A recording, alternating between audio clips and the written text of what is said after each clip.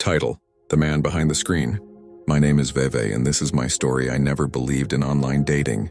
Not because I was old-fashioned, but because I was married. Well, married in name Kwame. And I had been together for 7 years, but for the last 2, our home had turned into a silent battlefield. We didn't fight much, we just didn't talk. He worked late, I buried myself in my online business, and our conversations had been reduced to, "Did you eat? And don't forget to pay the electricity bill." One night, my best friend Bernice dragged me into downloading a dating app. "It's harmless," she said. "You're not meeting anyone. Just look, it might remind you of what romance feels like." I swiped through the usual faces until a certain profile stopped me cold. The photo was a little blurry. He was wearing a baseball cap, smiling in that half-shy way that made my chest tighten. His bio read, "Looking for someone who can make me laugh when I'm tired and listen when I'm quiet." Something about those words felt familiar. I sent a message.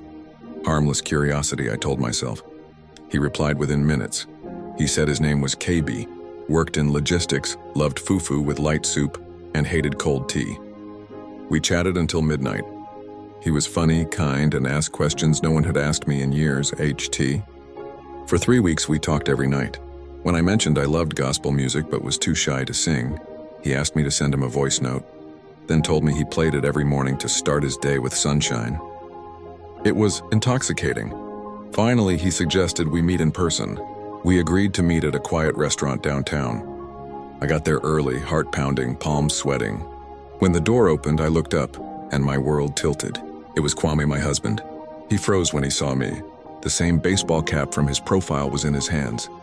For a moment, neither of us spoke. The waiter approached, asking if we wanted a table, but we just stared at each other like strangers. "So," I finally whispered, "You're KB? And you're I'ma Love 87? He said, his voice breaking. We sat down, and for the first time in years, we talked. Really talked. He told me he joined the app out of loneliness, not to cheat, but to find someone who would actually see him. I admitted I'd done the same. The shocking part? The very things we fell in love with online were the same qualities we'd once loved about each other in real life, before life's noise drowned them out. We laughed about our early messages, cried over how far apart we'd drifted, and promised to start again. No apps this time, just us. That was 8 months ago. We still joke that we met online, and in a way we did. Sometimes I wonder what would have happened if either of us had chosen to meet someone else instead. But maybe fate has a strange sense of humor, sending me out to find love and leading me right back home. Moral: sometimes the love you're searching for is the same love you already have. It just needs to be seen against.